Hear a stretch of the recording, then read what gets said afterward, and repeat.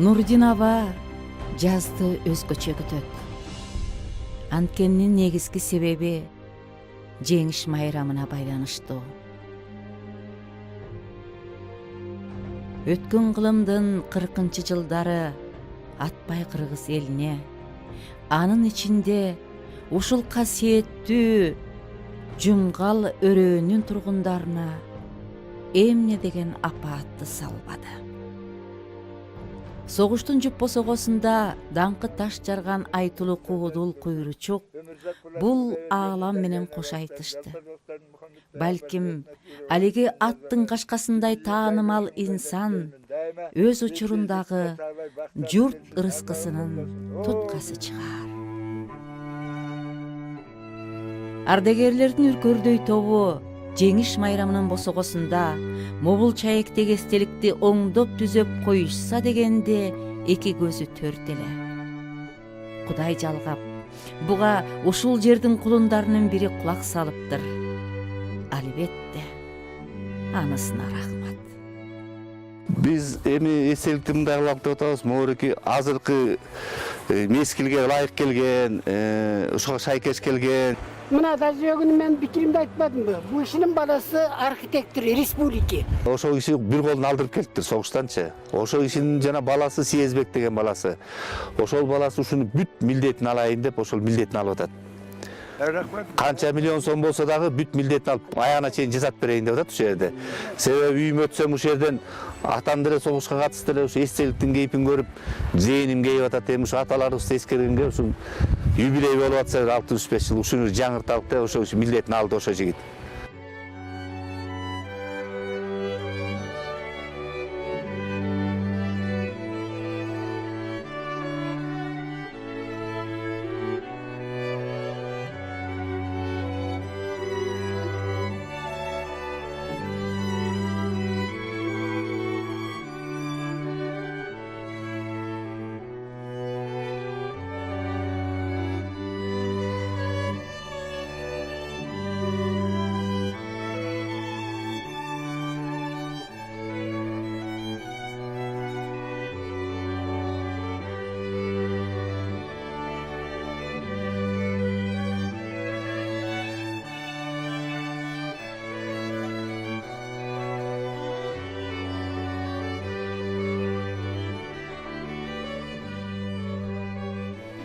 Балдар, силер билесиңер, 41-жылы атамекендик согуштун башталышын, 41-жылында кыйындык түштү кылымга, баатыр сынып фашисттер басып кирди чынында.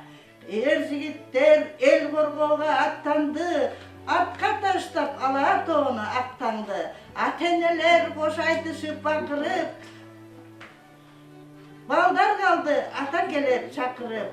Жаш жарлары калды көздөн жаш алып, сүйүүлөрүн канжарына батырып деп, жөнөгөн балдар кишилер жөнүндө айтабыз. Мына могу жерде карап көрсөңөр, Жумгал ар бир айылдан кеткен да. Адамдардын тагдыры ар кыл тура. Аны алдын ала болжоп, же буул кылып билүүгө болбойт. Антпесе тагдырдын тагдырлык касиети кайсы, сыры кайсы. Андыктан ар ким ашык кеми жок, бешенесине көмүрүнтан чийгенди көрөт. Тагдырды жазгырып, же андан буйта өткөн пенде эгерип жок. Атактуу жазуучубуз Чыңгыз Айтматов бул тууралуу «Өлтүрөмбү, өлөмбү» аттуу чыгармасында так ошол согушка аттанган 18 жаштагы Сергей ысымдуу жигиттин мисалында таасын жазат эмеспи. Иним, аларга кулак түрбө, мага кулак түр. Өлбөйсүң, өлбөссүң, дилиме салды. Кара биле тур, сен өлбөссүң. Жылдызың ошондой. Алдын ала туйгам. Ошондуктан артымдан кубалагам. Өлбөйсүң, өлбөссүң. Кан чачырап жетпеген жалгыз гана күн калат. Чылбыр сүйрөп, эсин жоктоп, окуранган ат калат.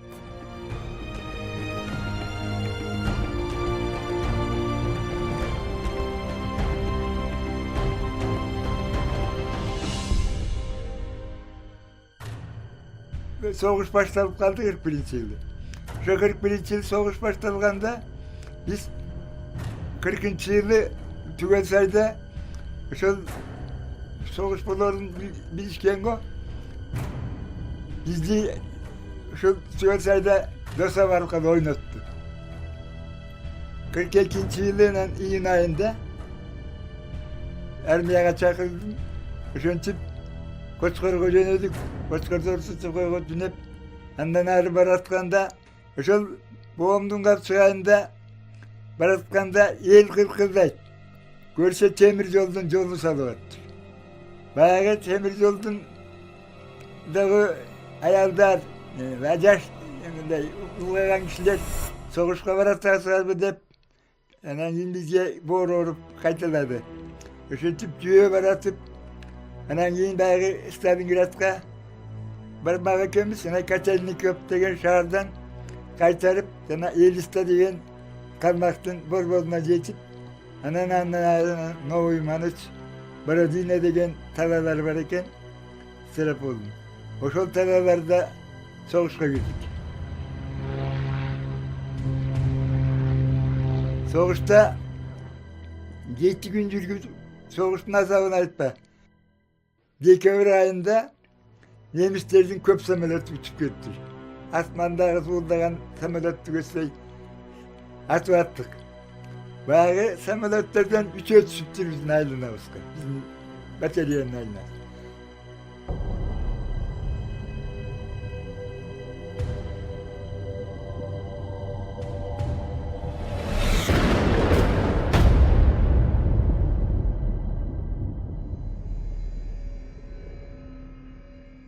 Birinci soğuşka biz kirip kaldık.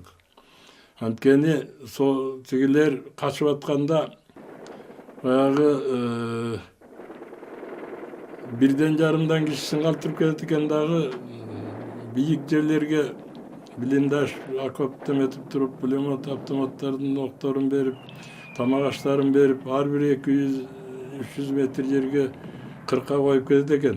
Anan biz betten oşo sopkаны alış керек экен да тартип боюнча. Аны бетмеңдедиле далай солдатыбыз кырылып калды. Байкап отуруп мен боорум менен жылып артынан билгизбей барып граната ыргытып пулеметчикти өлтүрдүм. Анан Кудай алгап калган солдаттарыбыз аман калды. Андан кийин жүрүп отуруп бир кыштакка келдик. Кыштакка келсем эң аягындагы тамга мен кезип калыптырмын. Эртең менен күн чыкканда карасам эле түптүз жер, маябы, көгүш тала эчтеке көрүнбөйт. Түндөгү кубалап келаткан немис такыр жок. Немистер биздей боору менен жылбайт. Алар түз кетет. Кырка түзүп алып келатат. Көрсө узун окоп бар экен да. Окопко жашырынып калышкан экен да. Мени Миша деп койчу. Миша ес, бабада ес деп койчу. Анан жаткыла дедим. Аңча немистер келатат. Мага жакындап калды 200-300 метрдей эле. Анан мен автоматтын бирөөнү алып, бирөөнү сол колун, бирөөнү оң колун автомат менен кыркынан жаадырдым. Кырылып калды жөн эле. Анан кайра баягылар суюлуп кеткенден кийин өзүлөрү окопко кирип кетип жок болуп калды. Ошондон аман калдым да Кудай алгап. Bir ayın içinde anan Dunay'dın Tiraspol деген şaharı Moldovan'dın. Oşo varganda 15 kişi aman kalıptırız 500 kişiden. Bir batalyondan. Ben karap tursam batış jakta bir çoğulgan nemistler turat. Çoğulganın jarçada turat. Men şunu kolga düşürömün dedim.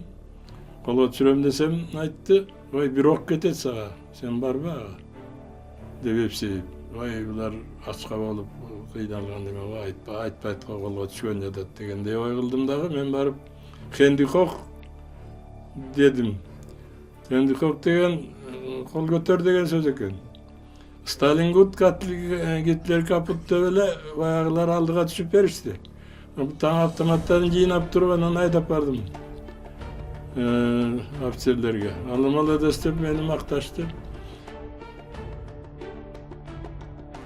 Ошонун мурунку күнү bir soldat maga meni tartpan, süretke tarttırıp ele, attırıp ele avtomat menen. Oşonken oşo kişi ketip kalgan. Ani emnege gelgen iş ekeninden men suraganda emesmin, komandir aytkanda yok. Biz sardatda kıl degenin kıla berçübüz. Ana oşonu menen körse oşoga Kızıl Tuvar'dan sıylandı, şu 11 Hitler'de öldürdü dep jazdırgan eken, al Tastın foto korrespondent eken. Malышев деген kişi eken. Ыбрайымова ошентип Кызыл Жылдыз орденин таппай жүрөт. Гезитке аталган орденге татыктуу деп сүрөтү менен басышкан экен. А балким тоз тополоңдо керектүү документтери Москвага жетпей калгандыр. Эми деле болсо кеч эмес деп Россиянын жетекчилерине кат жолдогон.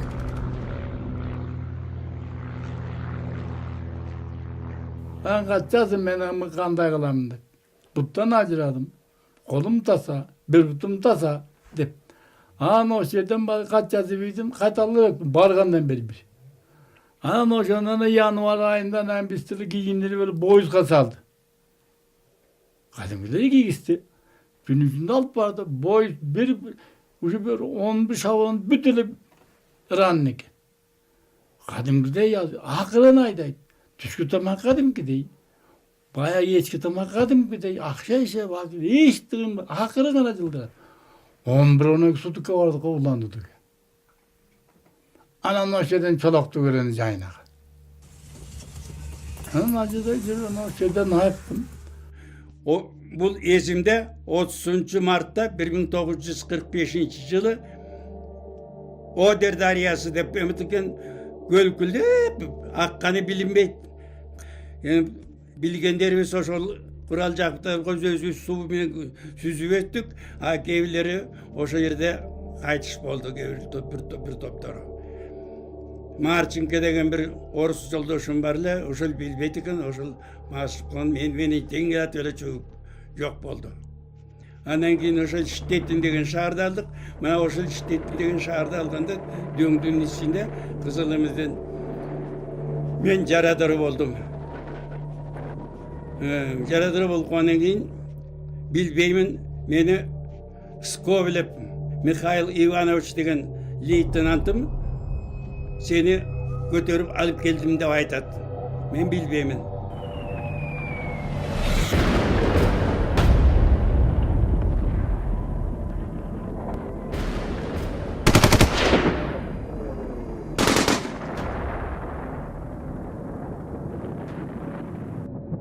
Bir günü General Polkovnik Jeltov saat 1'de tün içinde çakırıp kaldı. Zakadi soldat dep. Ben girip kalsam aytты. Үйde kim var ele? Katalasın mı? Emne degen jardam alat dep kaldı. Men ayttım, atam karagan, apam karagan, kat bilbeyt. Menden bir agayım var ele, bir ay murun ketken soldatga. Anın da adresi yok, bilbeyim. Kat albayım. Yani 2 kız var ele, biri 8'de, biri 4'te bularda kat yazgandı bilbeyt. Ne alatayım da bilbeyim. Jas adres dedi. Adresimde yazdım. Anan yazsam, al kişi oşol adres menen Ulu Sovetke bizden Kırgızstan'a jibergen eken. Uşu soldattın üyü emne degen jardam alat. Жооп бер деп. Ana şol kattın negizinde apama uyarıp veriptir sağınga. Anan 3 büt buğday veriptir. Oşan tuaman kalıptır. Soğuştan adaptaya veriptir. Atam anan koşunasına gece sartkan eken. Cekeç degen bir kempirge. Men sana aytam. Gelecekte şonu düşünüyorsun. Baldarıma mana sen gelet. Ökötçene mana sen gelet. Kara kişinin kelimeti düş bulat. Düşündü adamga ayam beret. Anan keyin men töö minip 3 fut buğday salıp batıştan gelatip turman. Tündükten akkan sudan geçemin dep suğa canı girgende asmandan 2 kuş uçat. 2 kuş uçup canasa gelip biri arka çırpıp kavandı, biri berki çırpıp kavandı. Aşol 2 kuş 2 adam. Aşo çırpıklar aşolun baldarı Göң oşolorдун rızkıları, su oşolorдун ömürleri.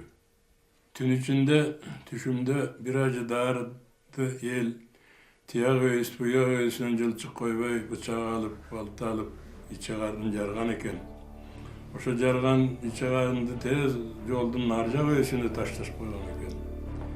Bu acıdar öldüğünde ne oldu dep kalgan eken el.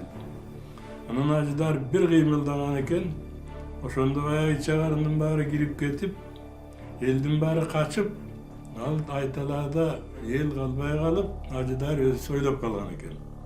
Oşol hazır içe karı çıkıp turgan kezi, padişanı bugün erten alat degen.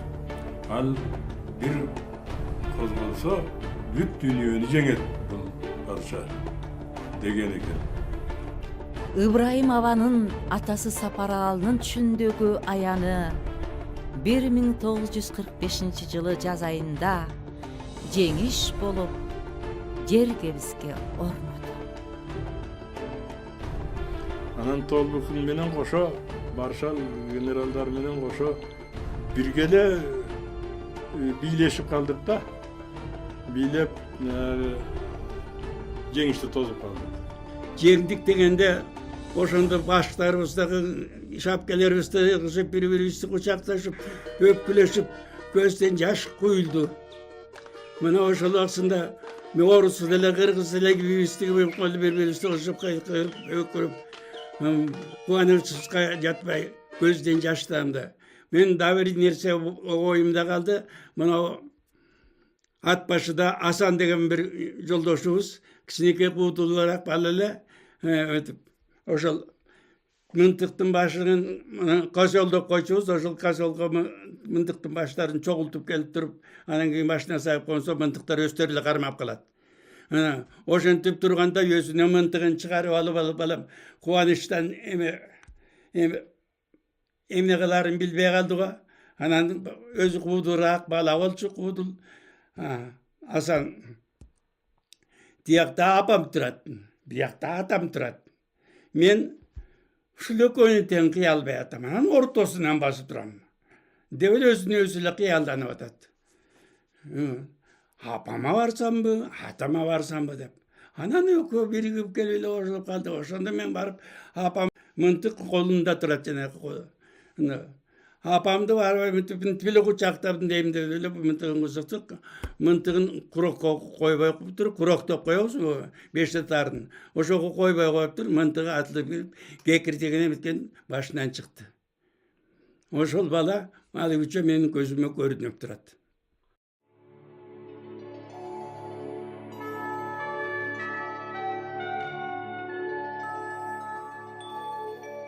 Улуу ата мекендик согуштун жоокерлери улам картайып баратат.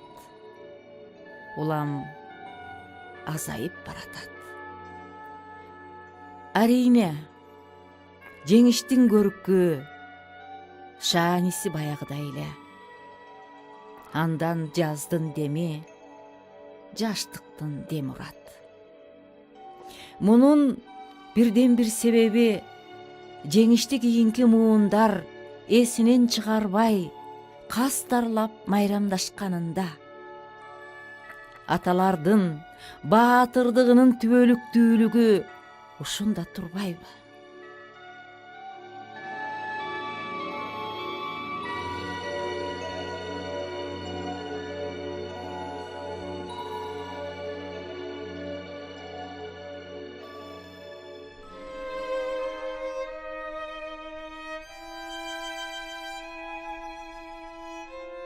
Чын эле. Эч ким, эч качан унутулбайт. Курман болгондордун жайдары элеси урпактан урпакка кетип, эстен эгерим чыкпайт.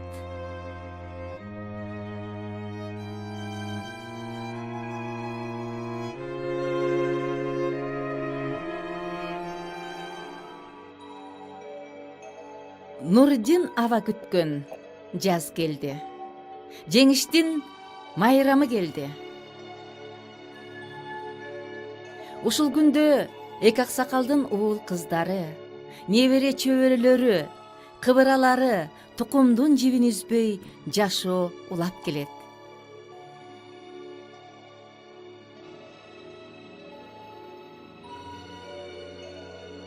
Учурда эки аксакал бактылуу карлыктын доорун сүрүүдө.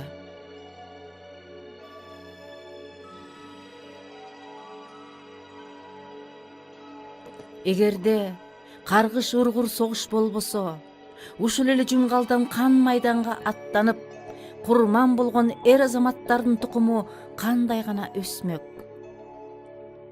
канча эл көбөймөк. Муну бүткүл Кыргызстандын масштабына салып карап көрүңүздөрчү. Канчалык оор жоготууга учураганбыз. Жеңиш кандай кыйынчылык менен келген. Андыктан согуштун ардагерлери тынчтыктын баасын абдан жакшы билишет. Ата мекенибизде дегеле ааламда ар дайым тынч жашоо болушун каалашат. Победы, день победы, день победы, этот день победы, орган пропал, это праздник, сединою на висках, это радость, со слезами на глазах. Победы, день победы.